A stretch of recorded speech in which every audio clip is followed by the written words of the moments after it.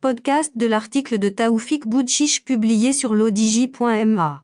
L'auteur a intitulé son article « Géopolitique, l'humanité en stand-by, comment réinventer l'ordre mondial ?» Il commence son article ainsi. L'humanité et la planète sont en souffrance. Il suffit de regarder autour de soi. Les crises s'entremêlent entre effets du réchauffement climatique, pandémie mondiale, guerre et tensions de basse et haute intensité, crise alimentaire et énergétique. Et, pour reprendre une célèbre expression, notre maison brûle et nous ne savons plus comment la sauver. L'auteur poursuit son article ainsi. Le monde est en rapide mutation, ainsi que l'histoire qui s'accélère entraînée par des rapports de force sur le terrain devenus incontrôlables. Parallèlement, le sentiment d'un désordre mondial accompagné d'un vide idéologique et culturel s'installe et semble encore plus menaçant pour notre avenir commun. La Pax Americana, et ensuite le consensus de Washington, qui avait contribué à structurer l'ordre international de l'après-Seconde Guerre mondiale, sont ébranlés, entraînant l'effritement du leadership américain. On assiste plutôt à une tectonique dangereuse des visions du monde sans savoir dans quelle direction l'humanité se dirige. Dans ce monde multipolaire, plusieurs visions du monde se disputent la scène internationale.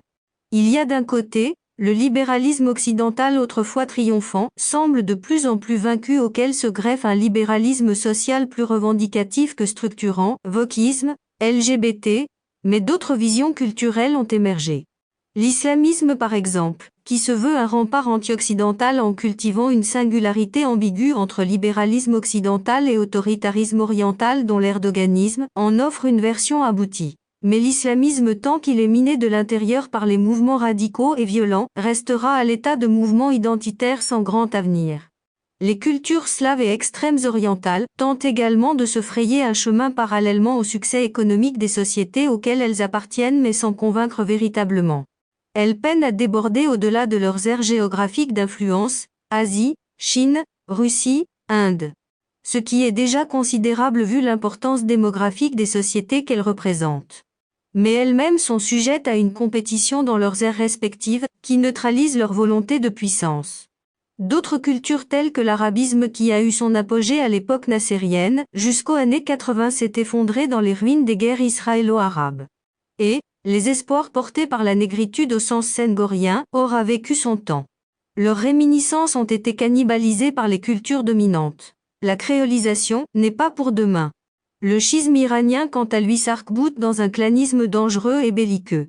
Son espoir de s'imposer en devenant une puissance régionale nucléaire préoccupe plus qu'il n'inspire l'exemplarité à l'extérieur du monde chiite. L'auteur précise sa pensée ainsi. Il y a donc lieu de s'interroger dans ce monde multipolaire dans lequel les guerres d'influence affinent leurs arguments, quelles seraient les forces idéologiques et culturelles qui s'imposeront à l'avenir ?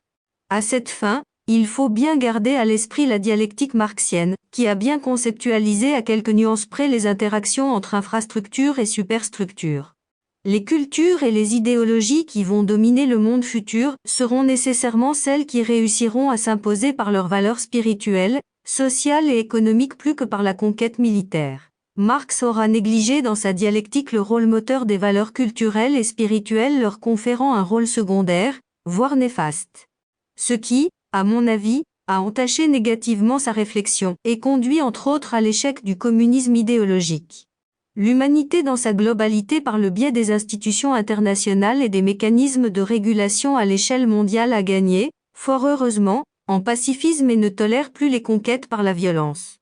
C'est pourquoi l'entreprise guerrière russe en Ukraine est vouée à l'échec comme celle des États-Unis l'a été auparavant en Irak et en Afghanistan. C'est le résultat inverse qui est obtenu, à savoir le rejet de l'Amérique dans cette région. En Ukraine, c'est le rejet de la Russie qui fait tache d'huile dans toute l'Europe et une partie du reste du monde, mais qui n'ose l'exprimer par crainte de fâcher l'ogre russe. Les organisations mondiales telles que l'ONU subissent les effets négatifs de cette situation. Celles-ci marginalisées et ou instrumentalisées à l'excès par les grandes puissances, au gré de leurs intérêts, sont de plus en plus impuissantes à régenter ou du moins contrôler le cours des choses. Les organisations régionales, quant à elles, comme l'Union européenne, l'ASEAN, l'Union africaine, ne semblent pas être très efficaces dès lors qu'elles doivent s'imposer mondialement. Aussi, notre monde est-il appelé à réinventer les fondements socio-culturels du monde de demain. Probablement, Imaginez d'autres formes d'organisation institutionnelle au sein de ces mêmes organisations. L'auteur précise ainsi. L'humanité est dans une sorte de stand-by, causé par un sentiment de sidération et d'impuissance, face aux forces de destruction de la planète et partant de l'ordre international. L'incertitude et l'égoïsme des nations priment sur l'intérêt général. Le monde est sans leadership idéologique et culturel susceptible de produire une adhésion forte de la communauté internationale. La Pax Americana a sombré culturellement dans les conflits en Irak et en Afghanistan pris en flagrant délit de mensonge, à l'instar de la manipulation sur l'existence d'armes chimiques en Irak pour motiver une guerre sauvage et meurtrière. Et, mis à part la parenthèse heureuse de l'accord de Paris en 2015 sur le climat, qui avait soulevé par ses dispositions l'espoir d'une justice sociale et d'une justice climatique pour s'attaquer aux causes profondes des déséquilibres affectant l'humanité et la planète, les populismes ont depuis réoccupé le terrain. L'auteur conclut son article ainsi. Par conséquent, dans un contexte de vide idéologique et culturel sur la scène mondiale, il conviendrait rapidement d'engager de nouvelles réflexions en dehors des sentiers battus pour réinventer des valeurs communes fortes garantissant le progrès humain et social. La diversité culturelle, facteur de paix et de civilisation, mérite d'être institutionnalisée en donnant plus de place à des organisations comme l'UNESCO. Pour l'instant, ce sont les bruits de bottes qui se font le plus entendre. Jusqu'à quand? Nul ne le sait. L'humanité en est d'autant plus déboussolée et notre planète encore plus meurtrie. Rédigé par Taoufik Boudchiche et lu par l'intelligence artificielle de l'ODJ Media.